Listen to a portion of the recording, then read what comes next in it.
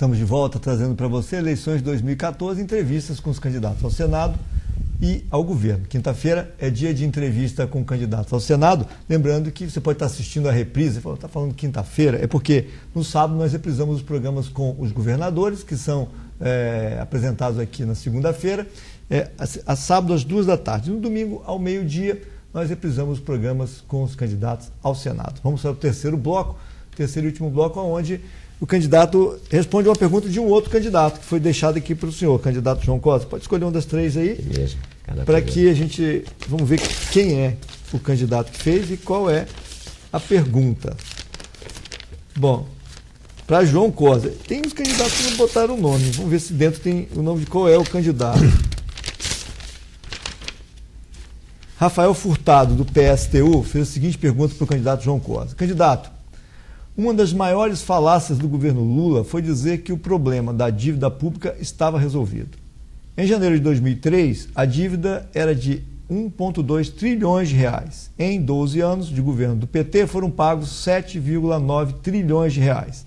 E agora o montante da dívida pública é de 4 trilhões. No Orçamento Geral da União 2013, estão destinados 40,3% para os juros e amortização da dívida pública. Com esse comprometimento de quase metade do orçamento, é claramente impossível resolver os graves problemas sociais do Brasil, pois essa bolsa banqueiro não permite. Além disso, os números mostram que, embora a dívida já tenha sido paga diversas vezes, ela não para de crescer. A própria Constituição brasileira prevê a realização de uma auditoria da dívida, mas governo após governo ela não é feita. O governo do Equador fez isso e a dívida daquele país foi reduzida em 70%. Por que o senhor não defende a suspensão do pagamento da dívida pública e a realização de uma auditoria da mesma? Por que continuar dando calote na educação, saúde, moradia, reforma agrária? A pergunta de Rafael Furtado, do PSTU, para o candidato João Costa. Quero cumprimentar o Rafael. Eu não tenho naturalmente todos os números da dívida, não sou economista, mas fui no Congresso Nacional. Durante os meus 8 anos de mandato, eu tive 3 anos de destaque como cabeça do Congresso, os deputados que mais atuavam de mais destaque no Congresso. E uma das minhas ações lá era exatamente na Comissão de Orçamento. Eu cheguei a ser relator da Comissão de Orçamento. Então, eu aprendi um pouco o que era mexer com o Orçamento da União, os desafios da economia brasileira. Nós temos hoje mais reservas cambiais, eram 37 bilhões, hoje são 370 bilhões. Nós temos uma proporção de dívida pública com o PIB que chegou a ser 55%. Se não me falha a memória, hoje são 37%. Então, o Brasil reduziu a sua dívida proporcional ao produto interno bruto. Esta é a relação que se dá. Eu não tenho, são os valores.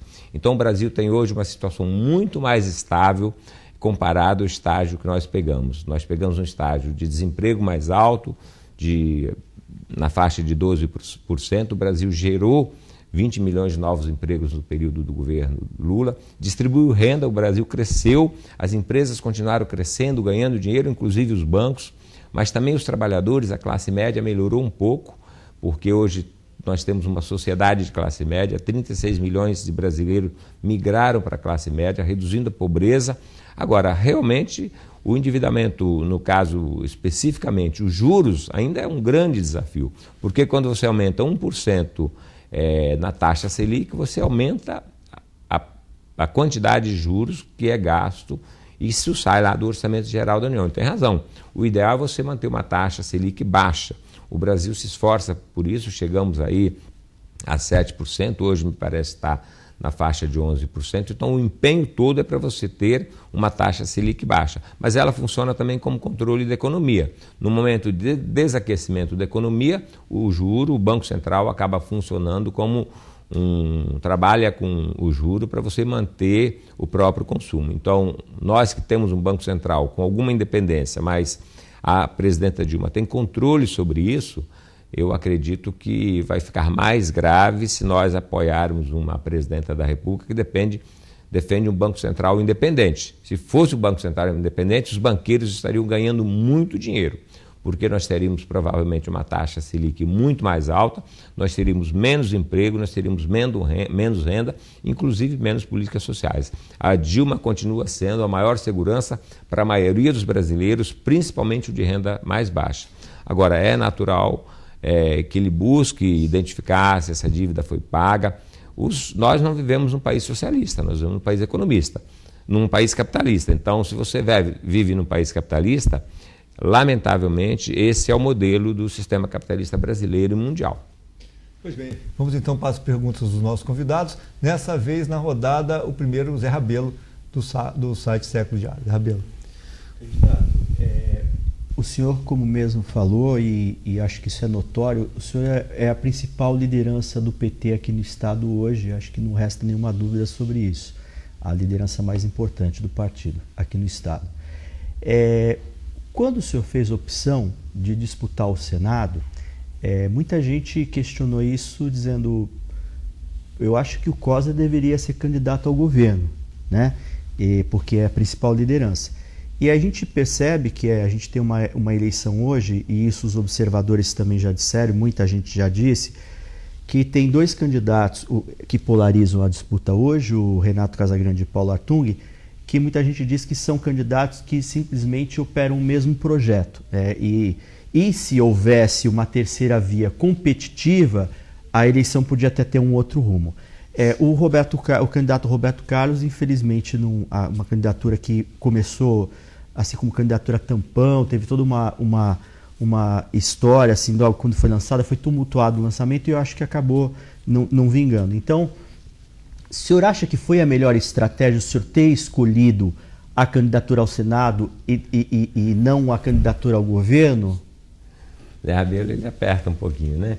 Primeiro, eu disse o seguinte, olha bem, o PT não trabalhou para ter um candidato ao governo do Estado. Eu vou repetir, nós trabalhamos para ter uma aliança com todo mundo, depois buscamos uma aliança com o PMDB. A minha opção de ser senador, ela se deu há 2 anos atrás. Eu poderia ter feito uma opção mais cômoda, ser deputado federal, com uma eleição mais simples, ou até ser candidato ao governo. Agora, nós temos os candidatos ao governo de boa qualidade, 4 candidatos de boa qualidade. O professor Roberto tem uma história de vida extraordinária, um excelente deputado, tem condições de representar o nosso projeto. Lógico que ele é menos conhecido, ele teve menos oportunidades do que eu tive, mas do ponto de vista da história de vida dele, ele tem muito conhecimento. Então, o cidadão que não definiu seu voto, que puder votar em Roberto Carlos, é importante para nós, ele representa o nosso projeto. Por que eu fiz a opção para o Senado? O partido a nível nacional, o próprio ex-presidente Lula, nós temos a convicção que é necessário melhorar a composição do Senado Federal. Nós nunca elegemos um senador aqui no Espírito Santo, é a primeira oportunidade nossa. A senadora Ana Rita está lá, está fazendo um bom trabalho, mas era suplente de Casagrande. Então a definição de eu ser candidato ao Senado não é de agora, é de 2 anos atrás. Eu não coloquei o meu nome para ser candidato a governador. Eu teria disposição se fosse um apelo do partido, uma necessidade. Quando o professor Roberto Carlos se coloca, nós consolidamos o meu nome para ser senador exatamente em função da viabilidade eleitoral, né? Porque é fundamental para dar sustentabilidade ao governo da presidenta Dilma, para dar mais tranquilidade, porque a composição daquele Senado é muito ruim. Então, se vocês, eu não vou ficar aqui citando o nome, mas se vocês olharem para o Senado Federal, é importante colocar pessoas mais comprometidas com a causa do povo, com a ética, com a história desse país, e defender o Espírito Santo com muita dignidade. E a minha experiência, vou repetir, na prefeitura, nos mandatos estaduais, me dá essa tranquilidade. Então, o que eu posso falar para o cidadão é que eu me sinto preparado para ser senador. E se tiver a oportunidade de chegar lá, a confiança das pessoas e Deus me permitir cumprir mais essa tarefa, vou fazê-la com muita dignidade. Por isso que eu me coloquei. Eu gosto sempre de me propor a fazer aquela coisa que eu me sinto preparado. Fui candidato a prefeito, perdi uma eleição há 12 anos atrás para o próprio Paulo Artung. Esperei 2 anos para voltar e fui eleito prefeito por 2 mandatos. Há 12 anos atrás eu perdi uma eleição para o Senado. E estou voltando 12 anos depois para disputar o Senado muito mais preparado. Tive a oportunidade de passar pela prefeitura, desenvolver bons projetos, ampliei a minha relação em Brasília. Uma boa parte dos ministros, a presidenta da República tem relação pessoal comigo, veio na minha campanha aqui em Vitória. Então, assim, hoje, se eu estiver lá, eu tenho certeza que eu ajudo o Espírito Santo, o governador eleito, os municípios que precisam de recurso, melhorar a distribuição do bolo da carga tributária. Então, no Senado, eu acho que eu serei muito útil, exatamente pelo que eu acumulei de experiência. Eu fiquei curioso, uma coisa, eu vou quebrar até o protocolo que perguntava. O senhor disse que tem 4 bons candidatos ao governo. Quem é que o senhor deixou de fora da lista? São 5, né? Bom, Sandro Venturini, a pergunta é sua agora. Candidato João Cosa, é através da propaganda eleitoral que o eleitor tenha condição de ver, de perceber, de analisar, de interpretar qual é o verdadeiro perfil do candidato. E o seu perfil, na propaganda e conversando com o senhor, é um perfil conservador, um perfil de um homem que valoriza primordialmente a família, que é a base de tudo na vida de qualquer ser humano.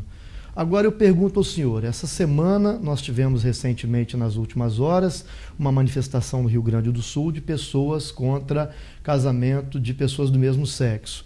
Nós tivemos no Espírito Santo um adolescente que, em companhia de um outro colega maior de idade, cheiraram cocaína e resolveram fazer uma brincadeira e mataram um policial de elite e um policial benquisto aqui no estado do Espírito Santo. Isso repercutiu também e causou uma revolta na cúpula da segurança pública. Eu queria saber se o senhor seria capaz de responder em 3 minutos qual é a sua opinião, a opinião do candidato, a opinião do cidadão, do chefe de família, em relação a 3 pontos. Primeiro, casamento de pessoas do mesmo sexo. Segundo, maioridade penal. Terceiro, pena de morte.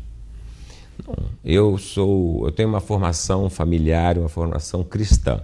Então eu vou logo respondendo a última. Eu sou radicalmente contra a pena de morte. Só Deus tem direito de colocar o ser humano no mundo e tirar a vida. Então não existe nenhuma possibilidade, pela minha formação, defender a pena de morte. Até porque existem julgamentos errados, isso não combina com a minha formação cristã. Então tirar a vida das pessoas não faz parte.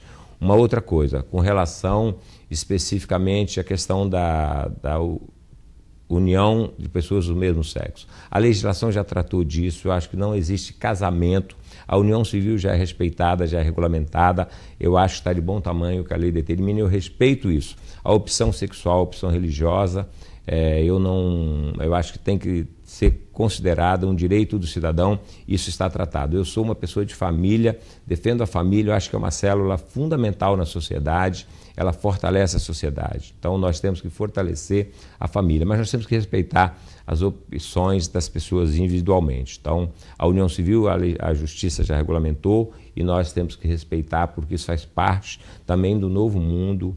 Com relação à maioridade penal, essa que é a mais complexa. Eu também sou defensor da vida. Eu acho que o nosso sistema prisional não ressocializa. Então você colocar qualquer jovem na cadeia, como tenta defender, como solução para os problemas, eu acho um equívoco. A Unicef, a ONU, a OAB não defendem e não tem nenhuma prova científica que isso reduz a criminalidade. O Brasil tem 600 mil presos, tem 500 mil com ordem de prisão, não vão para a cadeia porque não tem cadeia. E o índice está entre 2% e 6%, de acordo com o ano, de jovens envolvidos em crimes. Então, se você colocar o mais jovem ainda na cadeia, você vai ter mais problemas. Ele entra como um criminoso e volta como um marginal treinado e profissionalizado. Acho muito ruim. O que nós temos que fazer? Educação.